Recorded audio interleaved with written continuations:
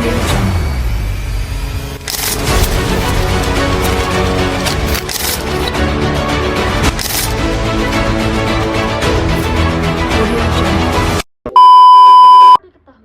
bahwasanya pernikahan dini adalah pernikahan yang terjadi saat salah satu atau kedua pasangan masih di bawah umur.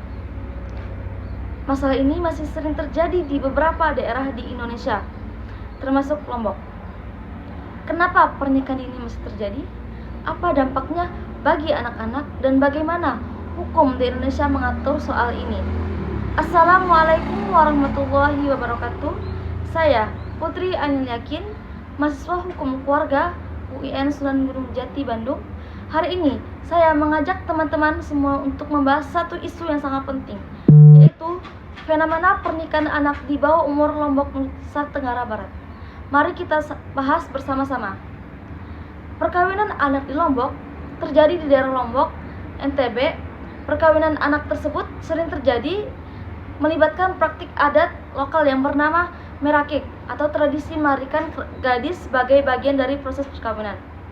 Dalam banyak kasus, usia gadis yang dilarikan masih di bawah umur, yaitu melanggar hukum nasional.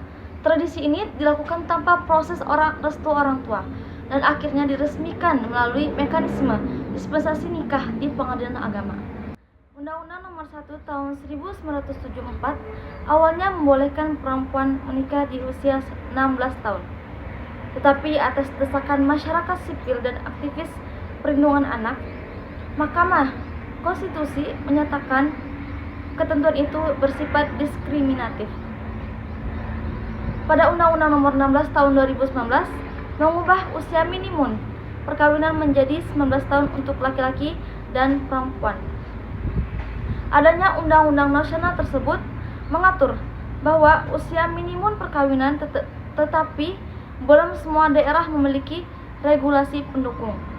Di NTB, meskipun ada Perda Pencegahan Perkawinan Anak Nomor 5 Tahun 2021, pada implementasinya masih lemah karena benturan dengan tradisi seperti merakik. Perangkat adat atau masyarakat lebih dihormati dibanding dengan aparat hukum, menyebabkan pengabaian hukum nasional. Pada pasal 7 ayat 2 Undang-Undang Nomor 16 Tahun 2019 memungkinkan dispensasi nikah atas izin pengadilan dengan alasan mendesak. Celah ini sering disalahgunakan. Keluarga dan tokoh adat mengajukan dispensasi setelah merakik agar anak tidak merasa malu. Data menunjukkan peningkatan tajam setelah dispensasi nikah setelah revisi UU Perkawinan. Akibatnya konflik antara hukum adat dan hukum negara. Hukum adat di Lombok memiliki merakik sebagai wujud kehormatan dan harga diri. Negara melihat praktik ini berpotensi melanggar hak anak dan menyebabkan siklus kemiskinan, KDRT, dan perceraian dini.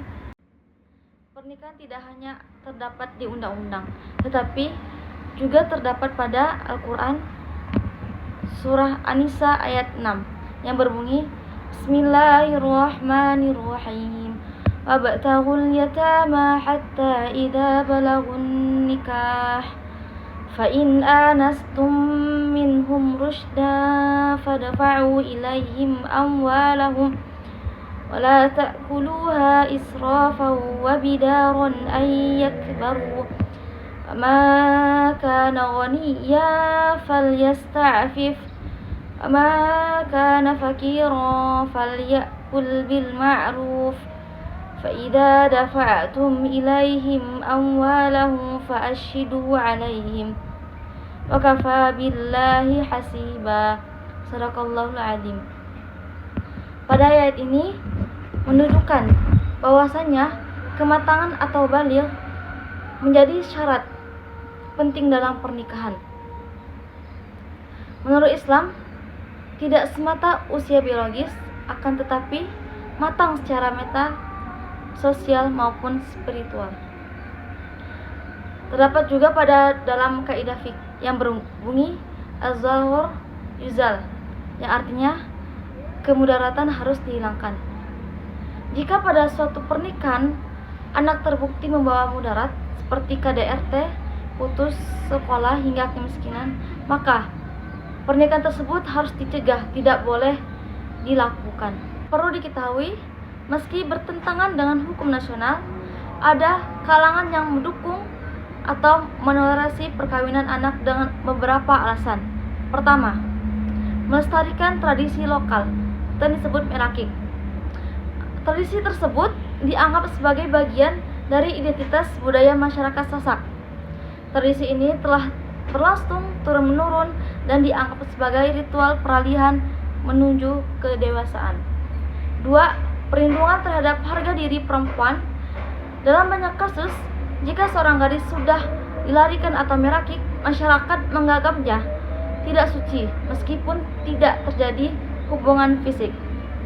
Maka, pernikahan tersebut segera dilakukan agar perempuan tidak dipermalukan secara sosial. Ketiga, pencegahan pergaulan bebas. Beberapa pandangan lebih baik anak menikah daripada pacaran karena dianggap zina atau pergaulan bebas. Orang tua memandang perkawinan dini sebagai cara menghindari aib atau kecelakaan sosial. Yang keempat, kesiapan ekonomi dan peran gender tradisional. Dalam beberapa keluarga, anak laki-laki sudah dianggap mampu menafkahi dan bertanggung jawab meski usianya masih muda. Anak perempuan dilatih sejak dini untuk menjadi istri dan ibu sehingga dipandang siap menikah lebih awal. Perlu diketahui bahwasanya tidak semua kalangan dapat menerima adanya pernikahan dini. Hal tersebut disebabkan adanya, pertama, melanggar hak anak dan hukum nasional, yang mana bertentangan dengan Undang-Undang Nomor 16 Tahun 2019 tentang usia minimum 19 tahun untuk melakukan pernikahan. Kedua, dampak negatif terhadap kesehatan dan pendidikan, yang mana jika anak perempuan tersebut menikah dini, maka rentan mengalami kematian ibu saat melahirkan, putus sekolah dan kehilangan kesempatan pendidikan, sulit mengasuh anak karena belum matang secara psikologis. Ketiga, penyebab kemiskinan struktural. Pasangan muda tidak memiliki bekal ekonomi dan pendidikan yang cukup, sehingga seringnya bergantung kepada orang tua, menjadi rantai kemiskinan antar generasi. Keempat, tingginya angka perceraian KDRT. Data menunjukkan bahwa banyak pernikahan anak berujung pada perceraian dini. Ketidakmatangan emosi menyebabkan kerap terjadi pertengkaran, kekerasan, bahkan penelantaran anak. Kelima, tradisi tidak boleh mengorbankan hak asasi. Budaya harus berkembang secara kritis, bukan dijadikan pembenaran untuk praktik yang membahayakan masa depan anak-anak. Seperti kaidah yang berbunyi, al-'adah muhakkamah, adat bisa dihukum tetapi tidak berlaku jika merugikan hak dasar manusia. Mengenai solusi dan harapan dari beberapa masalah antara tradisi dan hukum nasional mengenai pernikahan dini. Pertama, yaitu penguatan harmonisasi antara hukum nasional dan hukum adat. Solusinya yaitu dengan dialog budaya dan hukum secara intensif antara tokoh agama, ulama, akademisi, dan pemerintah daerah. Rekonstruksi tradisi merakik agar tidak lagi dilakukan di bawah umur tetapi dilakukan oleh pasangan dewasa. Kemudian penyusunan peraturan daerah atau perda dan peraturan desa atau perdes yang dilakukan yang lebih memperjelas batas usia dan sanksi sosial bagi pelaku kawin anak. Harapannya yaitu tradisi tetap hidup dan dihormati tetapi tidak bertentangan dengan hak dan perlindungan anak. Kedua, mengenai pendidikan dan penyuluhan hukum berbasis masyarakat. Masalah tersebut banyak terdapat masyarakat di perdesaan tidak mengetahui bahwa perkawinan anak bertentangan dengan hukum dan berbahaya bagi masa depan.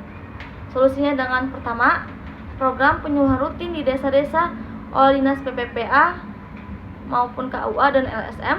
Terus yang kedua, memasukkan materi hak anak dan pendidikan reproduksi ke dalam kurikulum sekolah menengah.